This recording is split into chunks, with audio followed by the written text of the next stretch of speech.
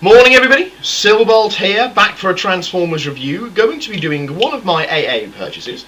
The first of my, well, that wasn't the first thing I bought. It was pretty close to what I first bought, but it wasn't the first thing I bought. Seaspray, as per the title page, obviously. Now then, Seaspray has one of the rather dubious distinctions of having one of the most annoying voices in Transformers ever. Because he, of course, speaks like he's got a mouthful of seaweed. With that whole...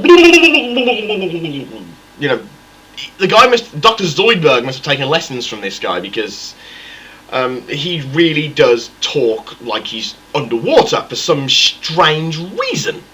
Now then, Seaspray, according to his bio, loves Earth's oceans. Well, he loves any planet with ocean, really, to be honest. And anything that he can do that involves water, he will do it. On land, he's rather clumsy. In fact, he's a short little fat hoverboat. Isn't much of a surprise. But in the water, few can equal Seaspray for his on-water abilities. This is actually shown quite quickly in the episode The Golden Lagoon, where Seaspray is in a battle against, I believe it's Ramjet. Yes, it is. It's Ramjet, and Seaspray is basically running rings round him, or floating rings round him, I guess you'd say. So he's doing on water. Seaspray does very, very, very well. In that episode, Seaspray is one of the Autobots that's captured, and for the amusement of the Decepticons, is requested to fight to the death by Starscream. Naturally, the Autobots, being the good, heroic characters that they are, refuses point blank. So, there we go. Now, his first appearance is in the episode Dinobot Island, where it's him, Trax, and Cliffjumper, I believe. Cliffjumper on some very nifty water skis. You know, one of those, Cliffjumper on water skis. It's just one of those really handy things that all Autobots seem to have that enable them to tackle any situation at any time, no matter what they're doing. They've always got a gizmo for it. You know, they're worse than B.A. Baracus building a tank out of a cabbage and a length of chain. But there we go. And he's fighting the water pirates. Of course, Trax completely steals the show. Well, Trax does that. And you know, it's where we first hear Seaspray's voice going, "I know what you mean, Trax, but different strokes for different bugs," or however Seaspray talks, which is fairly close estimation, I suppose. And he's helping Trax and Cliffjumper push the boat back into the warp in the Dinobot Island episodes. Seaspray's other distinction in the G1 cartoon, because he doesn't really get a lot of time in the comics, but in the G1 cartoon he has one of the major distinctions, and that is being in one of the most implausible Transformers cartoons of all time. I mean, it's up there with the Raider in King Arthur's Court, it's up there with Carnage in C minor. They were playing that auto assembly in. I was actually talking to Greg Berger at the time, and I turned around and saw Carnage in C minor, and I think if it wasn't for the fact that Greg Berger was standing there, I'd probably have thrown something at the screen. I hate that episode. I loathe and despise the episode Carnage in C minor. But anyway, yes, the Autobots receive a distress signal, and they get permission from Optimus Prime to go to investigate. And it's actually from a Decepticon called Deceptitran. Who's actually sending a message out to Megatron because their slaves are revolting. Now, in all, it's not a bad episode, apart from the fact that our little hero of the hour, Seaspray, falls in love. And decides that he doesn't want to be a robot anymore. But he becomes a human. And unless I'm not remembering my episode correctly, he really, really, really should have done something about his voice. I mean, he changes into this, you know, Prince Adam of Eternia lookalike, with he's got long flowing locks and this, and the body of Arnold Schwarzenegger, and you know, and he really, you know, really did look quite the part, apart from the voice, where he still sounded like he was gargling with a mouthful of mouthwash. But there we go. So anyway, so he falls in love with Alana, I want to say her name is. I think it's Alana.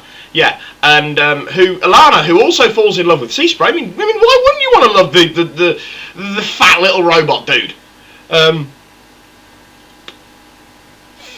She becomes a robot. Luckily, Hasbro didn't release it, but there we go. And it goes from there. A lot of it just goes from there. I realised I've been very Magnus Pikey this morning for some reason. I don't know why. It's the fact that I've got to go to work and I'm already on my second cup of coffee. But there we go. Anyway.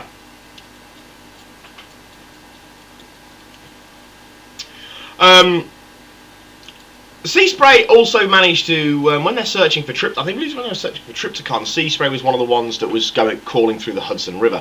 So hardly the most delightful of jobs. Now, in the Dreamwave Comics continuity, Seaspray was one of the Autobots that was working for Smokescreen and Trax in the Insurgency group on Cybertron. And he helped with the overthrowing of Shockwave. And later he did choose to go to Earth on the starship Orion, which was obviously commanded by Bumblebee, and he went to Earth at that point,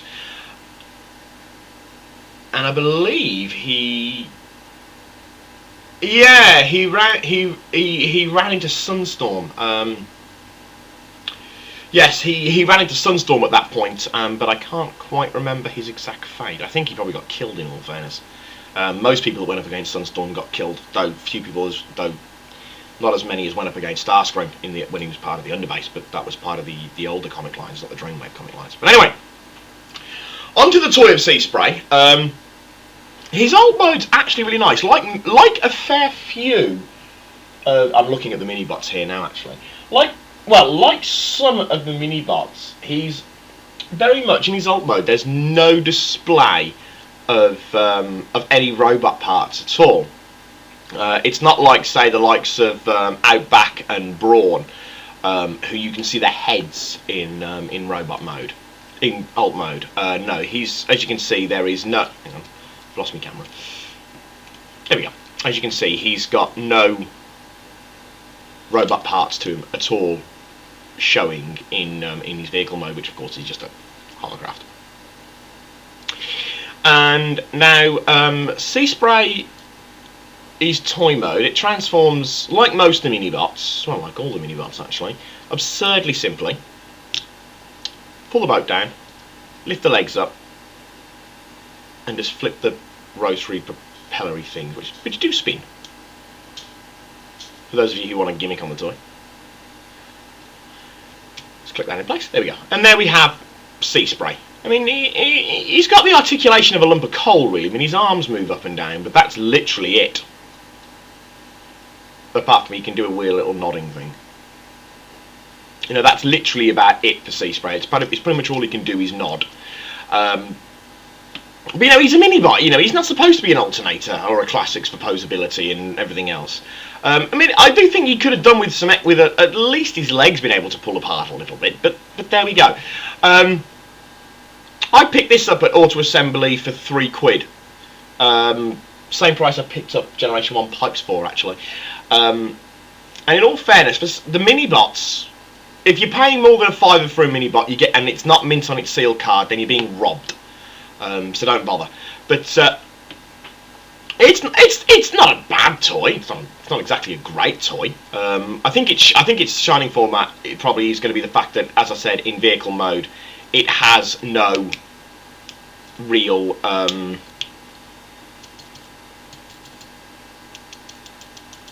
it has no robot parts showing. That's what I was thinking of. Now then, in the cartoon, he was of course voiced by Alan. Well, I don't know whether it's obvious, but he was voiced by Alan Oppenheimer. However, when Seaspray did one of the PSAs, the public service announcements, which 80s cartoons decided to do a few of. I mean, I remember Mask being very notorious for cringe-worthy public service announcements. And in that time, he was actually voiced by Wally Burr for some reason. I don't actually know why he was voiced by Wally Burr instead of Alan Oppenheimer for the public service announcements, but he was. And in that one, Seaspray was telling children to be safe on the water. You know, wear your life jackets. Anyway, but that's Seaspray done. You know, it's an interesting little toy. He's one of the. I personally think with some of the mini bots, especially the likes of the lesser characters like Seaspray, he's one of those ones. If you see him, get him. But unless you really are a fan of the original Dr. Zoidberg, I wouldn't really worry too much an awful lot about it. But for now, this is Silverbolt. Obviously, with Seaspray signing off, signing au revoir, adios, auf Wiedersehen.